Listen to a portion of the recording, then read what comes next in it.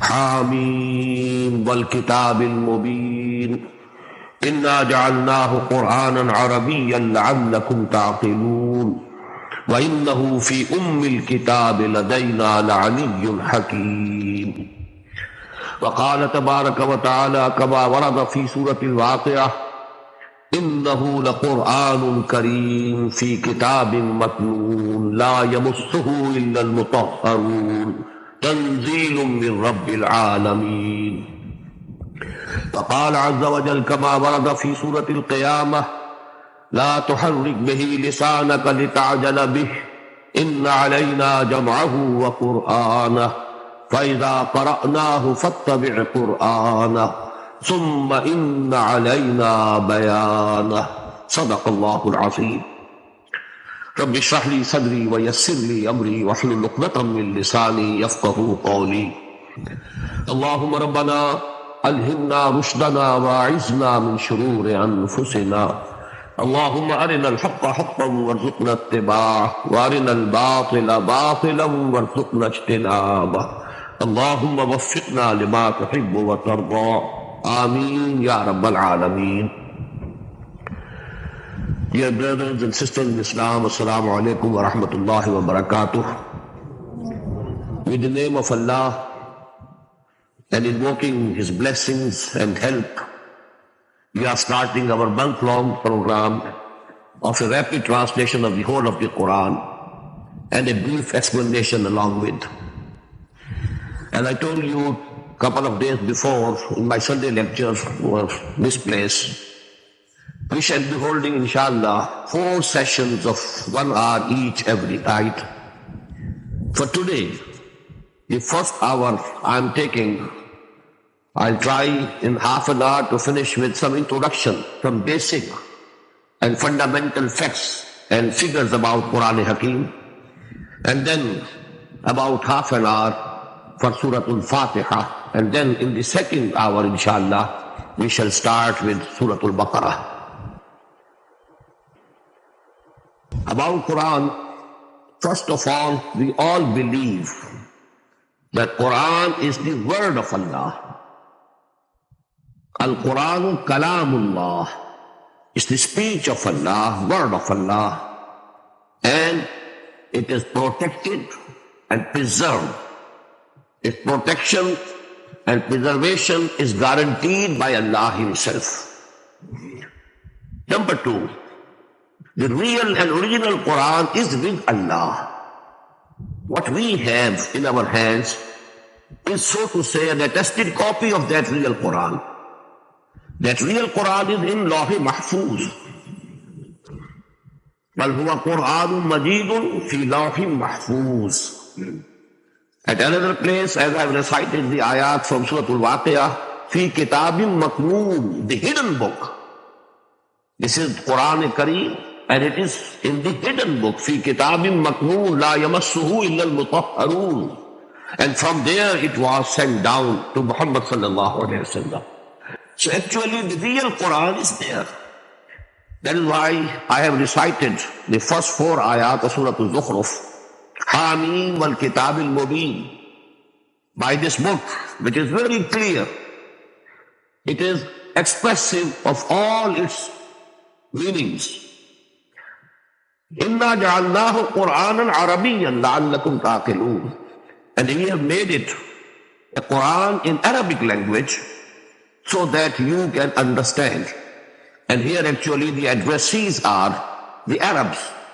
We were the first addressees of Quran. I'll discuss this point later on, inshallah. وَإِنَّهُ فِي الْكِتَابِ لَدَيْنَا لَعَلِيٌّ حَكِيمٌ. And this Quran is in the mother of the books, Kitab, the real mother book. لَدَيْنَا, it is with us.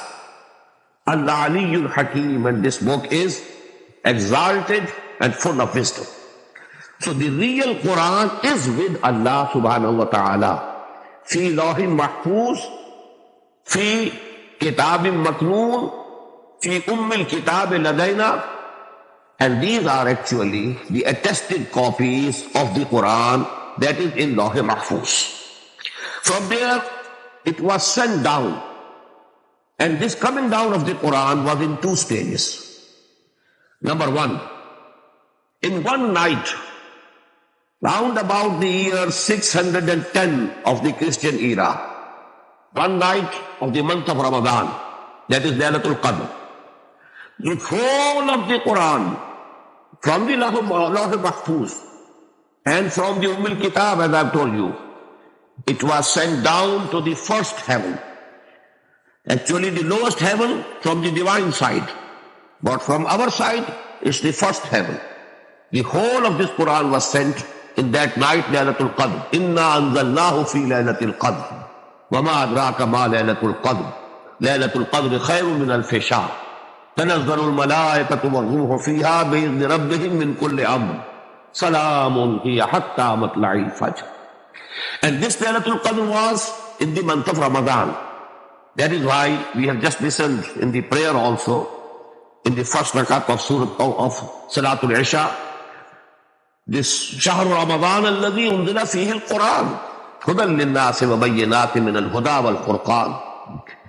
this first coming down of the Quran, the verb that is used in Quran is anzalna. Anzala yunzilu inzalan, because this means one piece, suddenly sending down something at one time, one piece. So the whole of the Quran was sent down from that Lawh Mahfuz, from that Kitabul Maknoon, from that Kitab to the first heaven. Now that the second stage was that from there it was sent down to the heart of Muhammad sallallahu alaihi wasallam through Archangel Jibreel alayhi salatu wassalam. And it was bit by bit, ayah by ayah, surah by surah.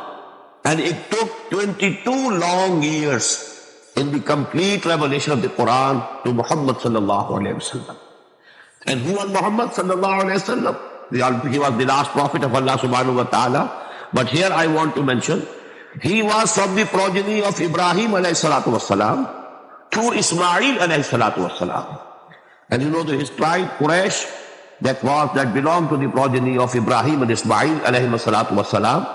And they were settled, being Ummul Qura, that is Makkah al-Mukarramah. So there actually, that is the place where Muhammad sallallahu alaihi wasallam was born, in the year 571 of Christian era. And when he was round about 40 years, this revelation started to him in Ghar Hira, in the cave of Hira. And that was the year 610, as far as we can assess and we can know. Now during these 22 years of the revelation of Quran, for about 12 years Muhammad sallallahu alaihi wasallam stayed at Makkah. So the amount of Quran that was revealed during this period is called the Makki Quran, the surahs, Makki surahs, and it is round about 2/3 of the whole of the Quran. Then he migrated in the year 622 to Medina Munawwara, and from thence till his death in 632, that is 10 years he stayed at Medina. But during these 10 years, he was making journeys for battles also. For Battle of Badr. Then he had to go even to Tabuk, that is near the border of Syria. He had to go to different parts of the Arabian desert. So actually during this whole period of 10 years, the surahs and ayat of Quran which were revealed to him, sallallahu alaihi wasallam, they are called the Madani surahs. Although all of them were not revealed at Medina properly. Some of them were revealed in different places where he was on journey. But all that part of the Quran which was revealed during 10 years after Hijrah until his death, this is called the Madani Surahs or the Madani Quran. Now this division between Madani and Makki Surahs of Quran is really agreed upon. About most of the surahs it is agreed upon whether it is Makki or Madani. But there are slight differences of opinion about a few surahs and then about a certain ayat also.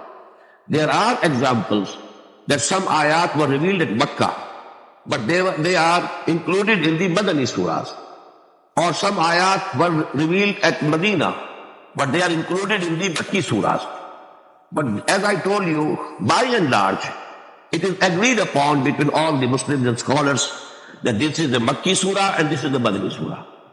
An example of an important exception is Surah Al-Hajj. According to some people, it is Makki. According to others, it is Madani. And as far as I have been able to understand, part of it is Madani, part of it is Makki. And some ayat, I found it later on, that it was the opinion of Hazrat Abdullah ibn Abbas radiyallahu ta'ala anhuma, that some ayat were revealed during the journey that Muhammad sallallahu alaihi wasallam undertook during his hijrah. When he was going from Makkah to Medina, during this period, those ayat were revealed. So this surah, so to say we can call, it is somewhere between Madani and Makki, Surah Al-Hajj. About the rest of the surah, as I've told you, clearly there is consensus, there is agreement of opinion about whether they are Makkis or Madanis. Now, fifth point is, who were the addressees of the Quran? Whom Quran addressed? I want to divide this into two parts. The first and foremost addressees of the Quran, they were the pagan Arabs, who were the progeny of Ibrahim and Ismail alayhi salatu wasalam. And Quran gives them the title of Ummiyin, because they didn't have any book. There was no prophets sent to this progeny of Ibrahim after Ismail alayhi salatu wasalam. So these people, they were unlettered one. They had no education, they had no book, no law, no tradition. So they were called Ummiyin. هو الذي بعث في الأميين رسولا منهم يتلو عليهم آياته ويزكيهم ويعلمهم الكتاب والحكمة. But secondly, the addressees of the Quran were the Jews and the Christians. So to say, they were the former Muslim Ummah. They were the Ummah of Hazrat Musa alayhi salatu wasalam. They were people of the book. All of them believed in Torah. And the Jews, although they didn't believe in Injil, but they did believe in Torah, in the Old Testament, and all the scriptures of the prophets. So actually they are called Ahlul Kitab, people of the book, and they have been addressed to in the Quran directly, and they were also the direct addressees of the Quran, because many Jews were there in the Arabian Peninsula, and then Christians were also present in the Arabian Peninsula. To these people, Quran addresses primarily. But secondarily, whole of humanity is the addressee of the Quran. All the people, all human beings who were present in this world at the time of Muhammad sallallahu alaihi wasallam.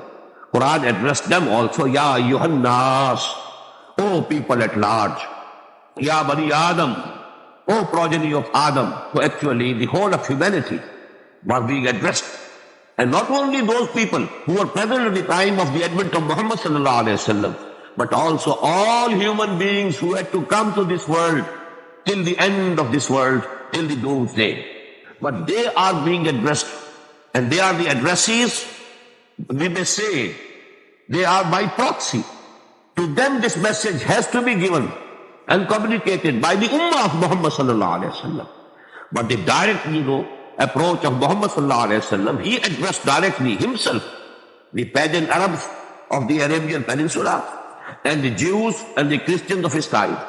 The rest of the humanity, actually this mission was entrusted to the Ummah of the Muslim, of Muhammad sallallahu alaihi wasallam, that now it's your duty to preach and convey and communicate this message of Allah subhanahu wa ta'ala to each and every human being till the end of this world.